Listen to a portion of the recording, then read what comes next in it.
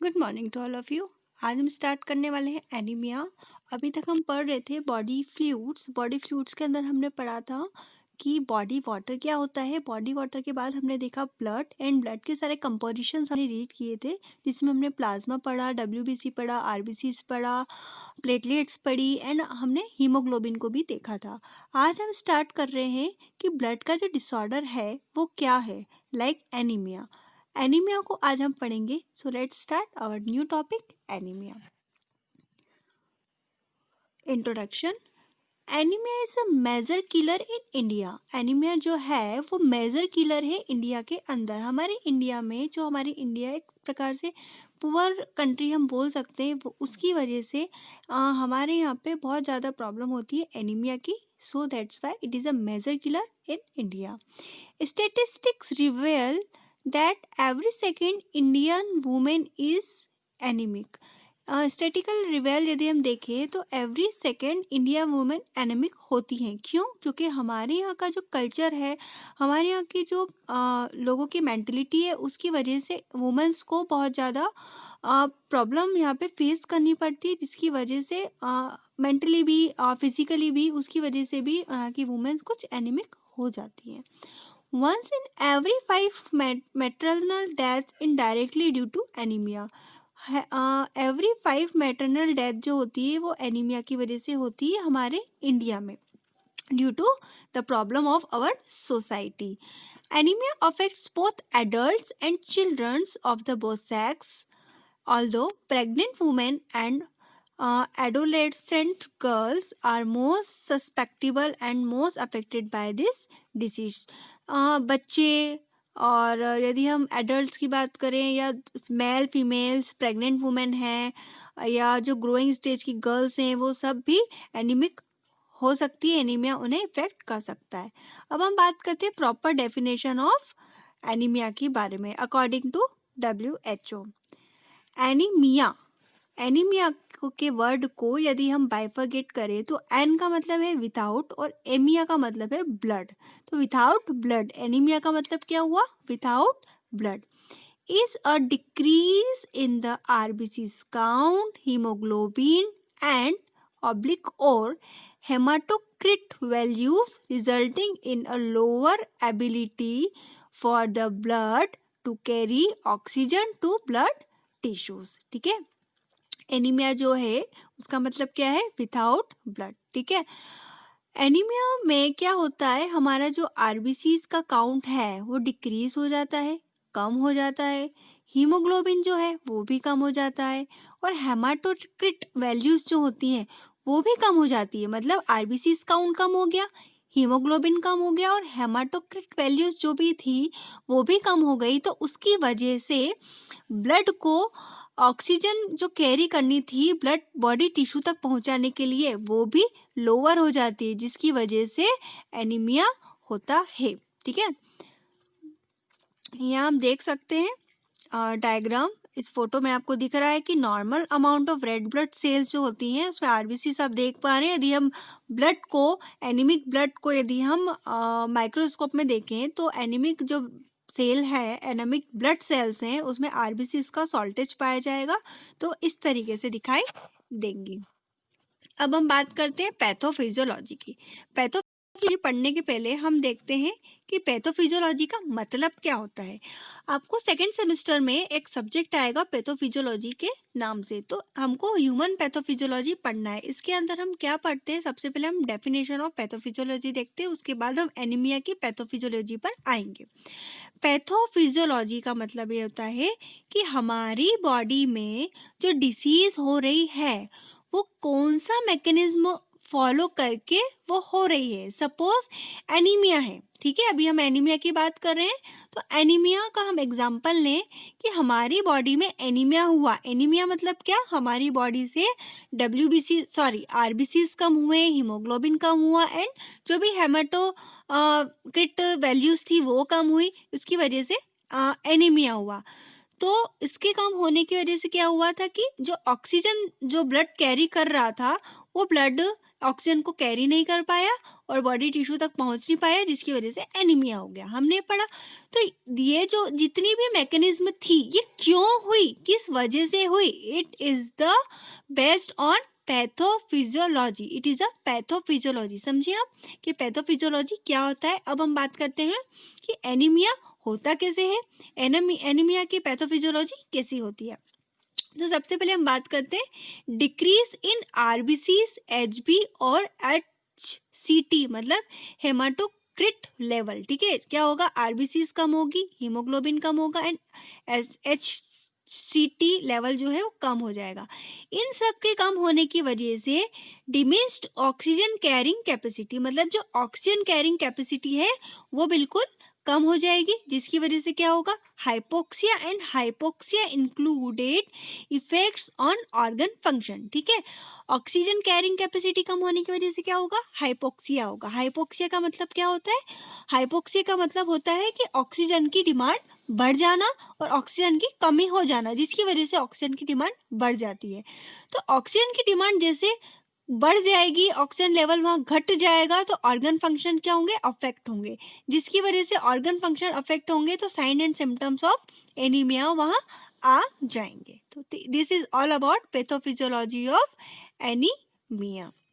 Now we are discussing about normal values of blood. ठीक है, category values देखते हैं, रेफरेंस वैल्यू देखते हैं। कैटेगरी वैल्यूज यदि हम मेन की बात करें, एक एडल्ट मेन की बात करें तो ग्रेटर देन 13 ग्राम पर डीएल। वुमेन का हम देखें तो ग्रेटर देन 12 ग्राम पर डीएल। प्रेग्नेंट वुमेन का देखें तो 11 ग्राम, greater than 11 gram per DL. Infants from 2 to 6 मतलब 2 से 6 साल, 6 महीने तक के जो बच्चे होते हैं उनका होता है greater than 9.5 gram per dl. Children from 6 to 24 months 10.5 greater than 10.5 gram per dl. 2 year to 11 year 11 point greater than 11.5 gram per dl. Children from 12 year, ठीक है, ग्रेटर देन 12 ग्राम पर डीएल। 12 ईयर के बाद जो person होता है वो adult हो जाता है। अब हम बात करते हैं क्लासिफिकेशन ऑफ एनीमिया की। Anemia are classified into two category. First one is that on the basis of cause and second is on the basis of morphology. On the basis of cause also categorized into three category and on the basis of morphology is also categorized into three category. On the basis of causes include blood loss, inadequate production of normal blood cell, excessive destruction of blood cell, and on the basis of morphology normocytics, microcytic and macrocytics. तो हम सबसे पहले बात करते हैं types of anaemia की। ये तो क्लासिफिकेशन की हमने बात करी, अब हम टाइप्स ऑफ एनीमिया देख लेते हैं।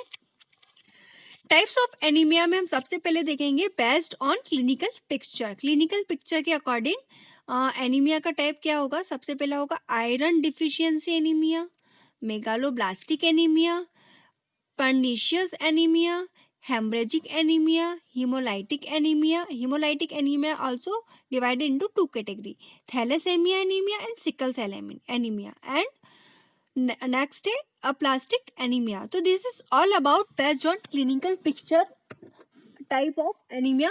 अभी आपको केवल नाम याद रखने हैं, इसके बारे में आगे आने वाले चैप्टर्स जो पढ़ेंगे, आगे आने वाले जो लेक्चर्स होंगे उसमें हम एक एक करके देखेंगे कि आयरन डिफिशियंसी एनीमिया क्या होता है, मेगालोब्लास्टिक एनीमिया क्या होता है, पर्निशियस एनीमिया क्या होता है।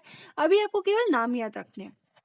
ओके, आयरन डिफिशियंसी एनीमिया, इसके अंदर क्या होता है, एक्सेसिव लॉस ऑफ आयरन हो जाता है। ठीक है, हमारे ब्लड में क्या होता है, आयरन होता है। तो आयरन डिफिशियंसी एनीमिया में क्या होता है, एक्सेसिव लॉस हो जाता है आयरन का।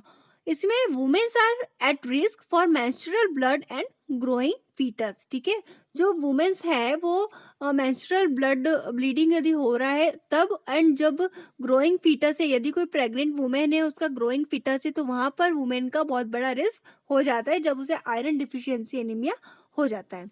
Megaloblastic anaemia, less intake of vitamin B12 and folic acid. Megaloblastic anaemia कब होगा, जब हमारी बॉडी में vitamin B12 and folic acid come amount में इनटेक होंगे।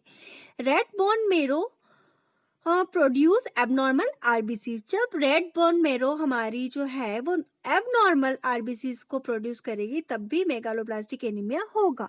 फॉर एग्जांपल कैंसर ड्रग्स जो होती है उसकी वजह से मेगालोब्लास्टिक एनीमिया होता है।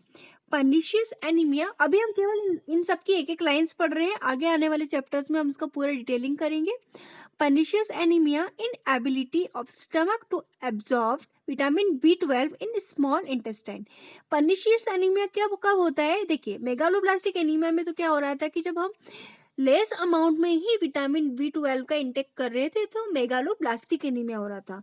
बट पर्निशियस एनीमिया में क्या होता है कि हम तो प्रॉपर इंटेक कर रहे हैं विटामिन B12 का, बट फिर भी हमारे जो स्टमक है, स्टमक में जो स्टमक में जो एब्जॉर्बेंस है विटामिन B12 का इन स्मॉल इंटेस्टाइन, वो बहुत कम हो जाता है। इन एबिलिटी हो जाती है स्टमक की कि वो विटामिन B12 को एब्जॉर्ब नहीं कर पाता, इसकी वजह से पर्निशियस एनीमिया होता है। अब बात करते हैं haemorrhagic anaemia. Excessive loss of RBCs through bleeding, stomach ulcer and menstruations. ठीक है, हेमरेजिक एनीमिया कब होगा? जब एक्सेसिव लॉस होगा आरबीसीज का ब्लीडिंग की वजह से या स्टमक की वजह से, स्टमक अल्सर की वजह से एंड मैस्चुरेशन की वजह से, उस केस में होगा हेमरेजिक एनीमिया। नेक्स्ट है हीमोलाइटिक एनीमिया। इसके अंदर आरबीसीज प्लाज्मा मेम्ब्रेन रप्चर्स, जो हमारी प्लाज्मा मेम्ब्रेन है, आरबीसीज प्लाज्मा मेम्ब्रेन है, वो रप्चर्स हो जाएंगी, मतलब ब्रेक हो जाएंगी, टूट जाएंगी, तो उस कंडीशन में हेमोलाइटिक एनीमिया होगा। May be due to parasites, toxins and antibiotics. जो हमारी प्लाज्मा मेम्ब्रेन है आरबीसीज की, वो किसकी वजह से रप्चर्स हो सकती है? जब पैरासाइट्स वहाँ पर आ जाएं या टॉक्सिन्स को ही वहाँ पे अफेक्ट कर दिया, हमारे एंटीबायोटिक्स के इंटेक करने की वजह से भी आरबीसीज की प्लाज्मा मेम्ब्रेन रप्चर्स हो सकती हैं। Thalassaemia, less synthesis of haemoglobin found in population of Mediterranean sea. ठीक है, जब हमारी बॉडी में हीमोग्लोबिन की सिंथेसिस बहुत कम हो जाती है, मोस्टली ये कहाँ देखी जाती है? जो मेडिटेरियन सी वाला जो एरिया है वहाँ पर मोस्टली वहाँ की पॉपुलेशन में थैलेसेमिया देखा जाता है। क्यों? क्योंकि वहाँ पे हीमोग्लोबिन, उन लोगों की जो हीमोग्लोबिन की सिंथेसिस होती है वो बहुत ज़्यादा कम हो जाती है। अब बात करते हैं हम सिकल सेल एनीमिया की। Hereditary blood disorders characterized by red blood cells that assume an abnormal, rigid and sickle shaped। Sickle cell anaemia कब होता है? एक प्रकार से तो हेरिडेटरी ब्लड डिसऑर्डर है, मतलब अपने पेरेंट्स से अपने बच्चों को मिलता है। ठीक है, कैरेक्टराइज हम इसको कैसे कर सकते हैं कि जब रेड ब्लड सेल्स जो हैं वो एबनॉर्मल हो जाती हैं, एबनॉर्मल कंडीशन में रिजिड करती हैं और एक सिकल शेप्ड टाइप की वो बन जाती है ना। सिक्कल शेप मतलब अर्धचंद्राकार, जो मतलब जो आप देख पा रहे हैं, जो देख सकते हैं, जो चांद होता है, चांद कैसा होता है? अर्धचंद्राकार, मतलब सिक्कल शेप्ड में हो जाता है। तो हमारी जो ब्लड सेल्स हैं वो सिक्कल, आरबीसी जो सेल्स हैं वो क्या होती है? सिक्कल शेप्ड में आ जाती है, अर्धचंद्राकार शेप्ड में आ जाती है, तो वो सिक्कल सेल एनीमिया होता है और एक प्रकार से हेरिडेटरी ब्लड डिसऑर्डर्स है। Aplastic anaemia, destruction of red bone marrow.